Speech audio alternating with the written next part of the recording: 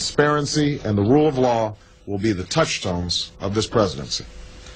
Now the Obama administration is caught in the middle of a First Amendment war between the Justice Department and the Associated Press. The AP says the government secretly collected phone records of reporters during a 2-month period last year, and it questions whether that was related to a probe into leaks of the details of a foiled terror plot last year. Joining me now is constitutional and First Amendment attorney Floyd Abrams. He's the author of Friend of the Court, on the front lines with the First Amendment. Welcome to you, Abrams. I've got to say, this whole transparency thing with the president is crumbling, isn't it? Because first of all, we had, well, in fact, let's just go back 2 weeks.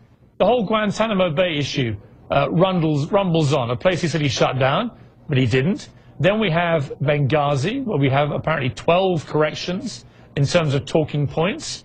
Then we have the IRS targeting Tea Partiers and people who use the word patriot or say they want to improve their country.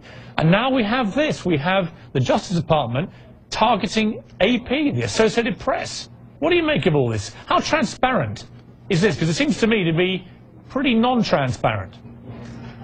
Look, I don't think the one we learned about today is so much a matter of transparency as a violation or at least a danger to the First Amendment, to the notion of civil liberties and the like. Some of the others, though, obviously do raise serious questions of candor with the American public. There's just no denying it. In terms of this specific issue of the breaking story tonight involving the Associated Press, have they broken the law, the Justice Department, by doing this? It's possible. I doubt it, though. You know, the Department of Justice has internal regulations which govern their behavior. And as a general proposition, before they go after phone records or confidential sources, they're supposed to negotiate, supposed to talk to the journalist or the journalist bosses.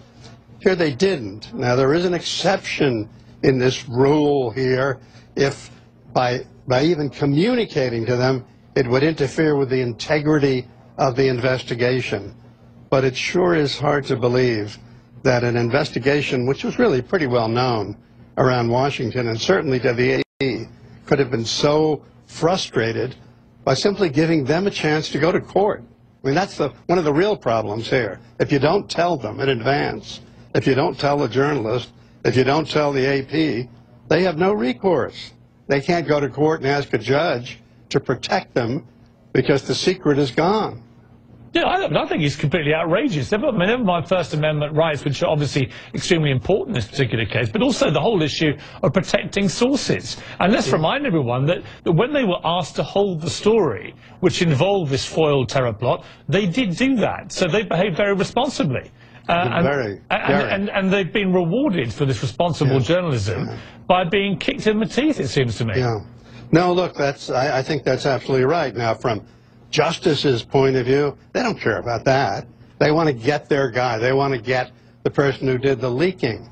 But in the course of that, look what they're doing. What, 20 different telephones over 2 months from the Associated Press, all those calls recorded, that is to say, who spoke to whom via telephone number, all that is now in the hands of the Department of Justice. I mean, that's not America at its best. No, that's at its worst. And I'd like to know if they went further and actually bugged the journalists, because that wouldn't surprise me either. But let's read out 2 statements here. One from the AP's president and CEO, Gary Hewitt. He wrote to Attorney General Eric Holder and in part said there can be no possible justification for such an overbroad collection of the telephone communications of the Associated Press and its reporters. These records potentially reveal communications with confidential sources across all the news-gathering activities undertaken by the AP during a 2-month period, provide a roadmap to AP's news-gathering operations and disclose information about AP's activities and operations that the government has no conceivable right to know. We regard the action by the Department of Justice as a serious interference with AP's constitutional rights to gather and report the news. Now, the Justice Department responded by saying regulations require us to make every reasonable effort to obtain information through alternative means before even considering a subpoena for the phone records of a member of the media. We must notify the media organisation in advance unless doing so would pose a substantial threat to the integrity of the investigation. I mean, that's all very well, but the reality is that here you have a real attack on the freedom of the press, don't you? Absolutely, absolutely. I mean, every word that you read, every word of the head of the Associated Press was accurate.